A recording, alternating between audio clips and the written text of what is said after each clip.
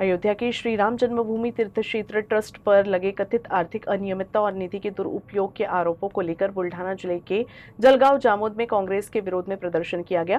कांग्रेस नेताओं ने पुलिस थाने में शिकायत दर्ज कराकर संबंधित लोगों के खिलाफ मामला दर्ज कर पूरे प्रकरण की निष्पक्ष जांच की मांग की। बुल्ढाना जिले के जलगांव जामोद में कांग्रेस पदाधिकारियों और कार्यकर्ताओं ने श्री राम जन्मभूमि तीर्थ क्षेत्र ट्रस्ट के ट्रस्टियों और पदाधिकारियों के खिलाफ कथित आर्थिक अनियमितताओं को लेकर आंदोलन किया।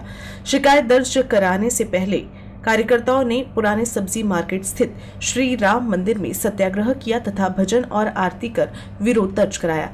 पुलिस को दी गई शिकायत में ट्रस्ट की आय में कथित अनियमितता, जमीन खरीद फरोख्त में कथित गड़बड़ी, नकदी की गिनती में कथित अंतर और सीसीटीवी फुटेज हटाने जैसे आरोप लगाए गए हैं। साथ ही पूरे मामले की भारतीय न्याय संहिता और मनी लॉन्ड्रिंग कानून के तहत जांच कर संबंधित लोगों के खिलाफ मामला दर्ज करने तथा आर्थिक जांच के बाद प्रकरण को प्रवर्तन निदेशालय यानी ईडी को सौंपने की मांग की है। इस दौरान कांग्रेस जिला अध्यक्ष प्रकाश पाटिल, तहसील अध्यक्ष एडवोकेट भाऊराव भालेराव, शहर अध्यक्ष एडवोकेट अमर पाचपोर, वरिष्ठ नेता अविनाश अमरकर सहित बड़ी संख्या में कांग्रेस पदाधिकारी और कार्यकर्ता मौजूद रहे।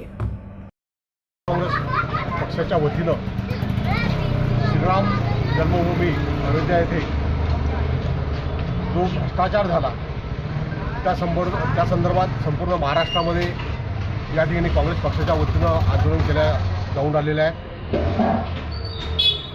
आज जिल्ह्यामध्ये सर्वच ठिकाणी श्रीराम मंदिरात जाऊन त्या ठिकाणी एक रघुपती राघव राजाराम हे सत्याग्रह आंदोलन या ठिकाणी जिल्हा काँग्रेस कमिटीच्या वतीनं ठेवलेलं आहे।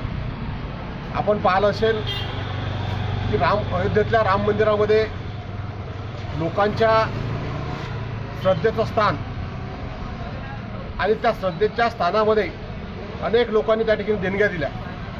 देणग्याच्या माध्यमातून, सामान्य लोकांच्या देणग्याच्या माध्यमातून त्या ठिकाणी प्रचंड पैसा त्या ठिकाणी जमा केला गेला, राम मंदिर बांधलं गेलं। दररोज 25 लाख रुपयाची देणगी पैशाच्या रूपात त्या ठिकाणी येत होती। परंतु मधल्या काळामध्ये ते ज्यावेळेस एसआयटीच्या आधी, एसआयटी लागल्यानंतर एसआयटीच्या आधी 10 लाख रुपये त्या ठिकाणी येत होते आणि एसआयटीची चौकशी झाली तर त्या ठिकाणी 25 लाख रुपये त्या ठिकाणी, म्हणजे रोजचे 15 लाख रुपये या ठिकाणी भारतीय जनता पक्षाचे लोक आणि RSSच्या लोकांनी, इथली जे चंपतराव टोळी आहे त्यांनी हे पैसे रोजचे 15 लाख रुपये त्या ठिकाणी पैसे त्यांनी चोरी केलेले आहेत आणि हा चोरीचा पैसा भारतीय जनता पक्षाच्या कार्यासाठी ते वापरून राहिलेले आहेत। आम्ही या सर्व गोष्टीचा निषेध करतो।